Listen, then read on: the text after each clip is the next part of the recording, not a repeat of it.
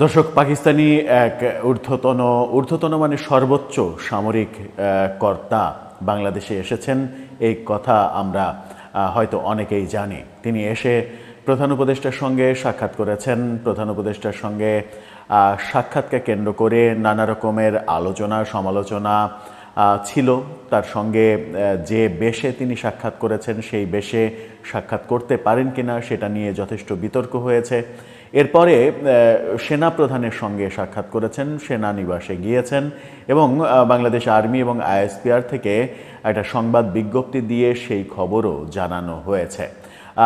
কি করতে এসেছেন তিনি, পাকিস্তান এবং বাংলাদেশের সঙ্গে কি ঘটনা ঘটতে চলেছে, সরাসরি বিমান চলাচল, সরাসরি জাহাজ আসা, অনেক ব্যবসা বাণিজ্য, সামরিক খাতে চুক্তি, সাংস্কৃতিক খাতে চুক্তি, অনেক কিছুই পাকিস্তানের সঙ্গে আমরা দেখছি শেখ হাসিনা সরকার পতনের পরে।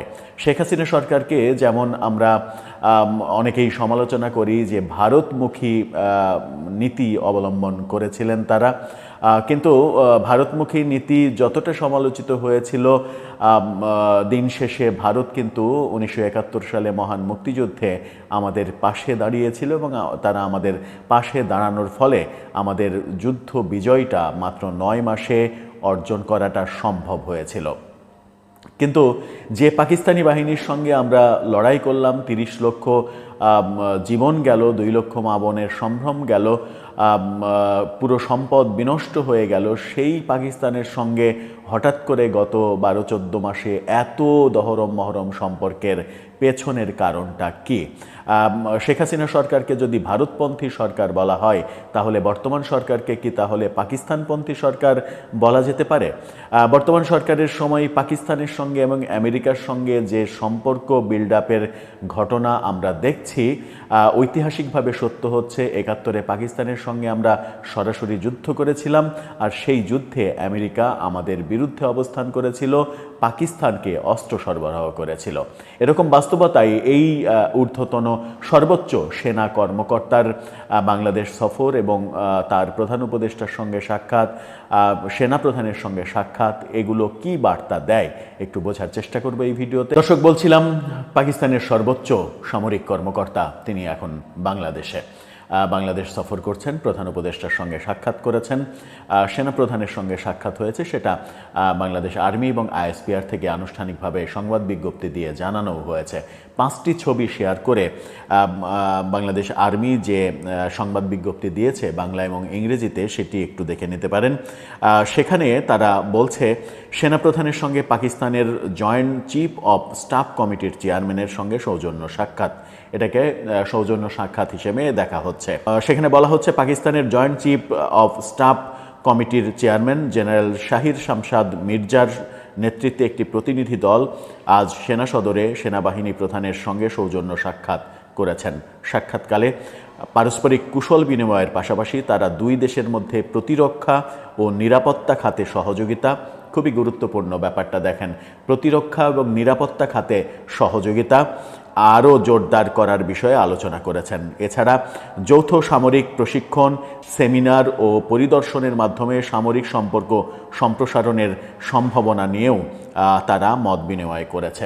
কি এমন সময় আসলো, কি এমন পরিস্থিতি আসলো যে পাকিস্তান সেনাবাহিনীর সঙ্গে, পাকিস্তানি বাহিনীর সঙ্গে, যে বাহিনীকে বিশ্বের অন্যতম হিংস্র বাহিনী, অন্যতম কি বলবো যে সহিংস বাহিনী হিসেবে আমরা চিনি, সেই বাহিনীর সঙ্গে আমরা এখন সম্পর্ক উন্নয়ন, সহযোগিতা, বিভিন্ন ধরনের চুক্তি, এই ব্যাপারগুলোতে যাচ্ছে। সম্পর্ক আরও জোরদার করা, প্রতিরক্ষা নিরাপত্তা খাতে সহযোগিতা বিস্তার করা, এই ব্যাপারগুলোর দিকে আমরা যাচ্ছি। তাহলে এখান থেকে আমরা কি বার্তা পেতে পারি?